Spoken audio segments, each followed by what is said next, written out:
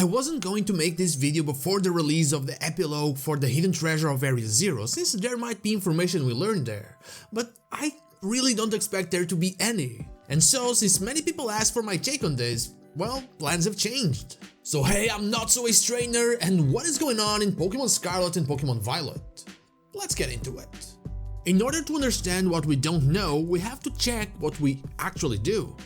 First, every weird thing happening in both Paldea and Kitakami is connected to the crystals. Where there are Terra crystals, strange things are not very far behind. Second, the crystals have the power to alter the functions of living things as well as optimize machinery, just like the AI professor told us. Third, the crystals are connected to Terapagos. And finally, the fourth, the mist produced by Terapagos can connect different timelines, and it's from those timelines that the Paradox Pokémon come from, according to what the professor tells us in the crystal pool. So it is not time travel, but it kinda is, and it is not a dream projection or astral projection, but it kinda is as well. Basically, you are projected to another timeline, not to another place in time, but in that timeline you might happen to appear in a different place in time. Your body exists there physically, but you're not part of it, and so when the mist disappears, you disappear as well. It sounds complicated, but it really isn't, so let's first look at why it cannot be your run-of-the-mill time travel. When we interact with the professor in the crystal pool in Kitakami, there are a few important things they say. They want to bring Pokemon from other timelines to present day in their own timeline, while also admitting that our conversation might not even be happening in the same timeline they came from. Then, they also tell us that they have been failing and are still working on a machine to do it, likely the time machine. But then, they say that they have a son, which, according to the journals in Area Zero, would be wrong. Arven was only born after the first Pokemon came out of the time machine, either Koraidon or Miraidon. This means we're not dealing with the professor from our timeline in Kitakami, since that professor gets the ideas for the Raidon's names and the AI from us, and it isn't mentioned anywhere that that happened in our timeline in the Area Zero journals, though our interaction still happened since it is mentioned in the Underdepths journal.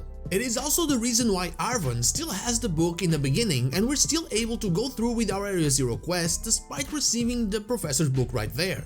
It does mean that in another timeline, things happened slightly differently, with the professor bringing out the Paradox Pokémon at a different time than ours. In the end, everything is connected to those Terra crystals, the ones that are filled with Terapagos power, and the only reason why we could interact with the professor in the first place. We took Terapagos to more Terra crystals in Kitakami.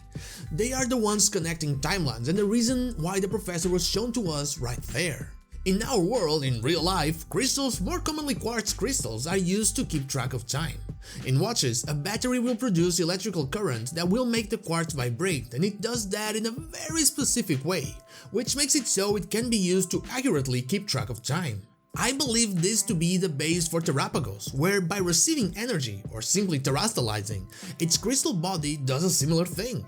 And it can resonate with other Terra crystals, or maybe even another version of itself in a different timeline. That can create a bridge, a misty bridge, where for a limited time, part of that timeline becomes visible in a different one. This won't last forever and they will disappear eventually, hence why Heath saw those Paradox Pokémon, likely through the professor's experiments, though none were ever found. They were only there for a limited time. But if the professor wanted to create a world where those Pokemon could actually be present, they had to build a machine that could make it all permanent. And that's what they did. The actual time machine is what makes it so the projections from a different timeline become permanent in another one. So, Terapagos' power is the ability to connect everything, the ability to connect space and time. It doesn't time travel per se, but it can show you a different point in a timeline. It doesn't travel through space, but it can take you somewhere different in another timeline as well. In a way, if Zygarde cells are all around the ecosystem to protect it, to keep its balance, maybe Terapagos is all around the multiverse to do the same, to keep it under control. Ever since Gen 6 that we've seen the idea of multiverses being explored in Pokemon, with Rainbow Rocket and the whole Delta episode storyline playing heavily on the influence of timelines on each other, with that unknown world being filled with strange creatures like the Ultra Beast for example, so it makes sense the Paradox Pokemon exist somewhere as well, just not in our specific timeline.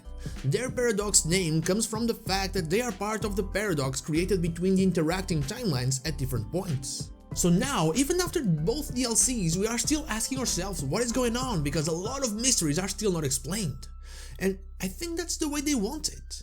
Turtles all the way down. Have you ever heard the expression?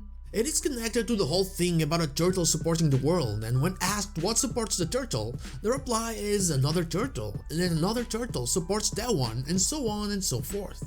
It is basically the concept of infinite regress, or the idea that any explanation always requires a further explanation, it will never end. This is what we see in Terapagos' terrassalized state, and is meant to show us how there isn't really an end to the explanation.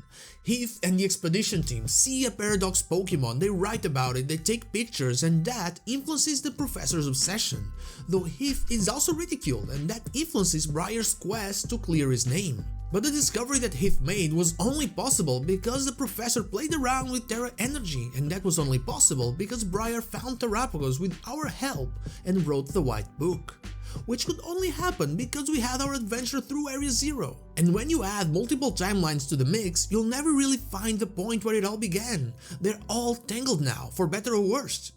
In a way, that's what they told us with the circles going around, implying a loop, one that we know exists, and then the mysterious plate implying various timelines with every shape, multiple Paldeas where things were happening in similar but different ways, places where there was a Naranja Academy and places where there was an Uva Academy, where Heath saw a Great Tusk or where Heath saw an Iron Threads, where Terra crystals resonated with each other, showing different places to the same but also different people.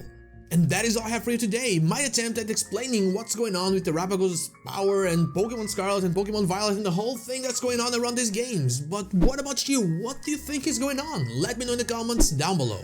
And also, before I go, let me thank my Twitch viewer Nightshades for claiming the shoutout for this video. Thank you so much for all of your support.